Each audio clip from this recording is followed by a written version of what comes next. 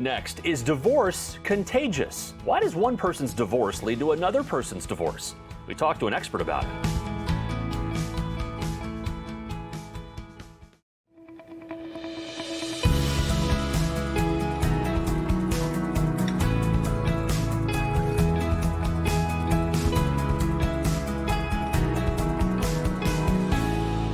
Hello and welcome back to Carlos and Lisa. I'm Lisa Remillard. And I'm Carlos Amesco. See how stealthily we hide this subject in the bottom of the hour?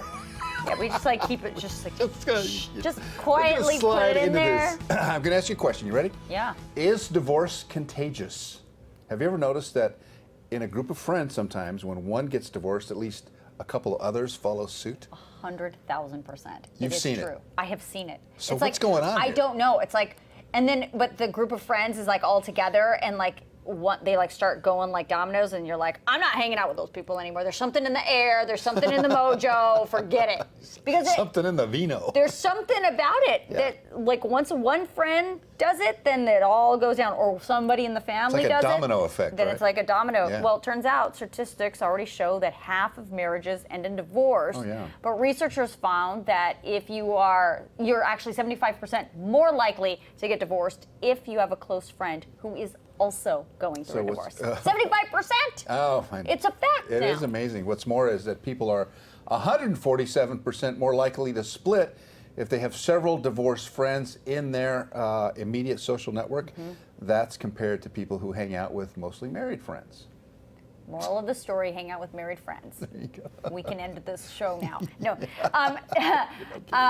So if you have a divorced sibling, you're 22% more likely to get divorced, and a divorced coworker increases your chances of splitting up with a partner by 50%. So I think this is all really, really interesting, but there has to be some science behind it. Well, why? Why does it happen? Yeah. What is it about somebody around you, the divorce word around you? You've got to be affected psychologically by what you're hearing, what you're seeing others experience, right? So, we talked to somebody who sees it quite a bit, a divorce attorney, Lené DeRudder, excuse me. She talked about seeing the domino effect of divorce in her practice. Sometimes you get people who are saying, oh no, I see how ugly it is for my friend that's going through the divorce. But then there's other people that they're seeing the end of the divorce. They're seeing the finalization. So they're seeing someone who has freedom and who seems to have more peace in their home.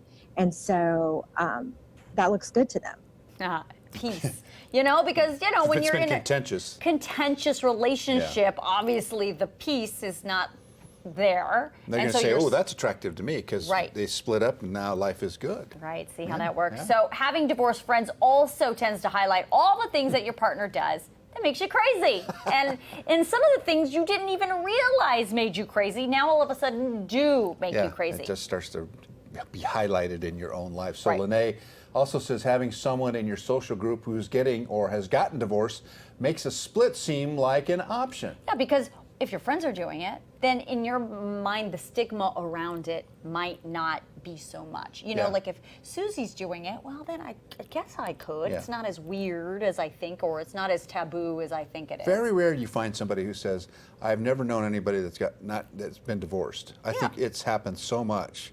I mean, back in the day, I feel like it was back in the day, people would stay together forever. No matter what. Divorce did have a taboo. Right. Especially if you were a church-going person, and you couldn't. You had to go through all kinds of rigmarole, religious rituals to get over that whole divorce thing. So, yeah. So when it comes to, here's an interesting point here. When it comes to men versus women, Lené says both groups find a way to find that the grass is always greener. My perception and what I've seen more of is probably women, because we tend to rely on each other a lot more, I think, But then at the same time, I'm hearing men say they're kind of in the same boat. They get around their guy friend who's, going out and having fun and doesn't have to worry about a lot of the responsibilities that they once had. And they're like, hey, this looks kind of good. Wait, this is a true story. I've seen So what is it about divorce in men? Like when they are separated and on the verge of divorce, they go through this whole revert back to frat boy days. Like when they were in college, Yeah, they do. It's a revert, why? Yeah, well, because it's a newfound sense of freedom. There it is. Yeah, I mean, it's got to be that because that's... they lose all this weight and all of a sudden they're out at night, they're partying and doing all these things that they would never do before. He becomes the guy he was, and not the guy he is. Correct.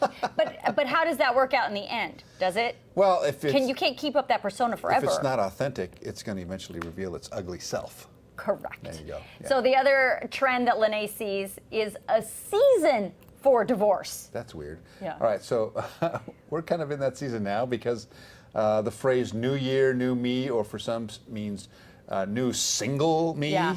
Yeah. I think a lot of times people take big pauses over the holidays for a number of reasons. If there's children involved, they don't want to rock their children's worlds during, Thanksgiving, Christmas time.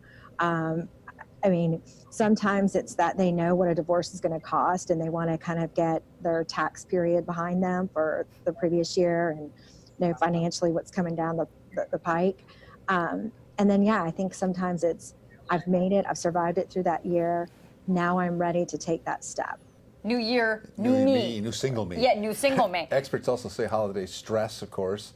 Sometimes just personal disappointments when parents don't show up and expectations, high expectations, Well, yeah, you have high expectations. can lead to divorce. Right, because you have high expectations for the holiday and for the new year and the way you want your partner to behave in those times when the family's around, the kids are around, and you have this expectation, and then if the partner doesn't live up to it, that can, she's saying, that can trigger a divorce If too. instead of being the new single you or the new cool you end up being Homer Simpson. Right, that could be a problem. Which would be a that would be a problem. So Lené says to keep in mind, though, when it comes to divorce, it takes a long time. Yeah. It gets ugly. It's not as beautiful and greener on the other side as it appears in your friends' lives. It takes months and sometimes years to finalize these things. So obviously, we are not advocating for it or, whatever works for you in the situation you are, just know what you're really up against. You want to exhaust all possible saving of your relationship. Go through lots of counseling, even years of counseling, to try to get through it. And if that doesn't work, then you make a decision whether or not that your life is going to be better or not with the person that you're with. Right. And it's got to be kind of almost both of you have to decide that it's not good. Right. Because there's going to be resentment no matter what you do. Yeah. Having sure. gone through that myself, it was it was painful, it was difficult, but you do get through it, and your life does continue, and you can find happiness again. But boy, I'll tell you what, it's tough. So know that if you're feeling that kind of divorce itch because your friends are also going through it, know that statistically that's a thing. Domino divorces is a thing. So just know it. Hang out with a new group of friends. If you're trying to save your marriage. That's a very good idea. Just hang out with some married friends. Very good idea. If you want to save your marriage. All right, we're going to take a quick break and we'll be back with much more. Did we hide it good at the bottom of the hour? We did a good job. Slide it in there.